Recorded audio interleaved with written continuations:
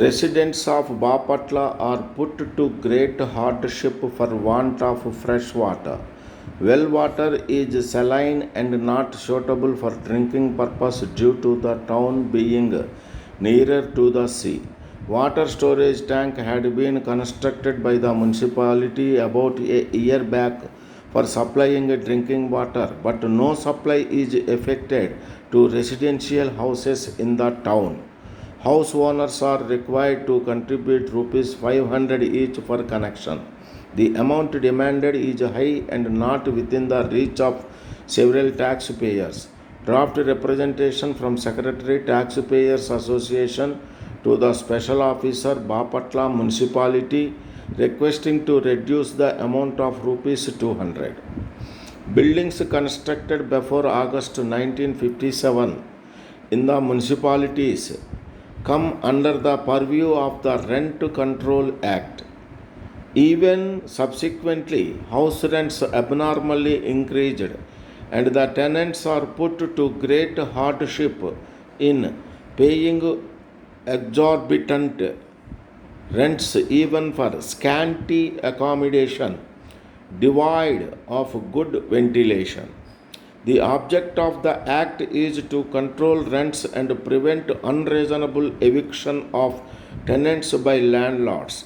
Write a letter to the editor of a daily impressing upon the government to effect suitable legislation bringing houses constructed before December 1970 within the ambit of the Act.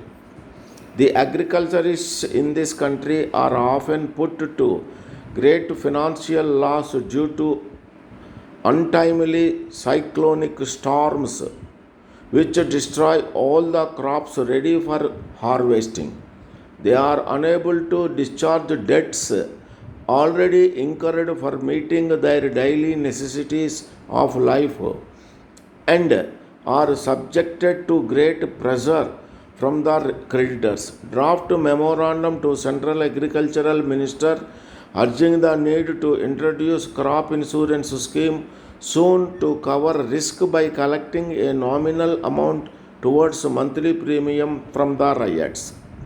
Several graduates in medicine are reluctant to go and work in hospitals in rural areas where a large chunk of population resides without having even minimum medical facilities. The state government spends a considerable amount on each medical student. It will be a sheer wasteful expenditure if the doctor's services are not made available to the people residing in remote rural areas. It is therefore absolutely necessary to require doctors to work compulsorily at least for 2 years after graduation and internship in rural hospitals. Draft letter to the editor of a daily drawing attention of the government to the above. A public limited company requires a personal officer to man their establishment. He should be a graduate and capable of dealing with labor cases. He should also be thorough with labor laws and capable of maintaining good and cordial relations with labor and their problems. Qualifications required are a degree in law with a minimum of 10 years experience in a similar capacity in a private or public undertaking. Minimum salary is rupees 2000 for mensum with a higher start for deserving candidates. Applications should reach the General Manager on or before 15th July 1977. Speaking at a function of presenting national awards to teachers at New Delhi, the President said, I am thankful to the Minister for Education and Youth Services and his ministry for affording me this opportunity to be here to give away the national awards to the teachers. This is not the first time I have had the privilege of doing so. For last year, I had the pleasure of honoring the teachers who had been recognized for their outstanding contribution in the field of education and training the youth. The teaching community is charged with the responsibility of shaping and molding the destinies of the future generation. What we do is nothing but a token of tribute to the signal service which the teaching community is rendering. The awards that are being presented today are but a token of our tribute to the teachers for the great nation building work they are engaged in. I cannot claim that I belong to your community. Nevertheless, I have always considered myself a humble student and am always ready and willing to learn at the feet of great masters and scholars.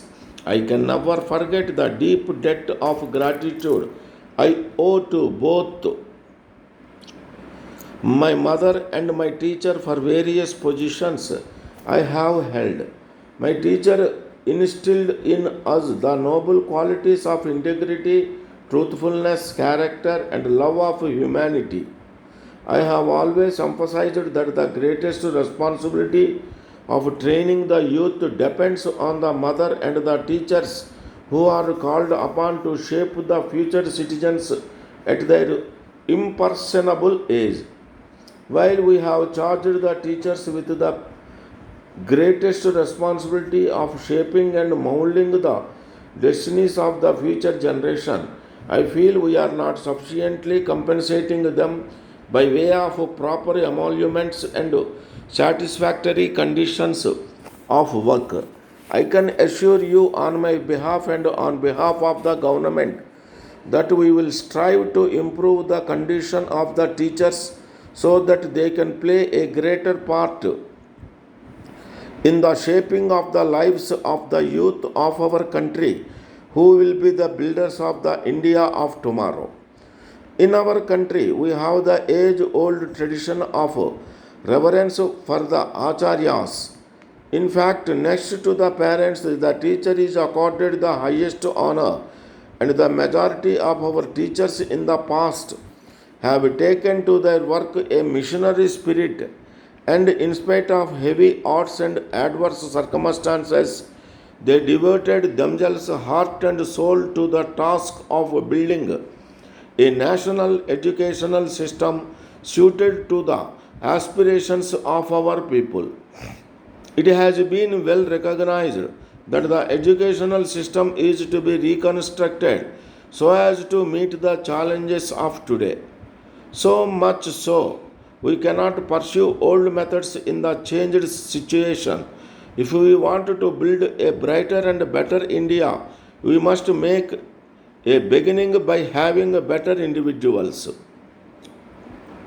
And this task is placed squarely on the shoulders of the teachers. Generally, there is a feeling that the best talents are attracted to other professions in view of the fact that there is lack of adequate recognition of the importance of the teaching profession to the extent to which it ought to have.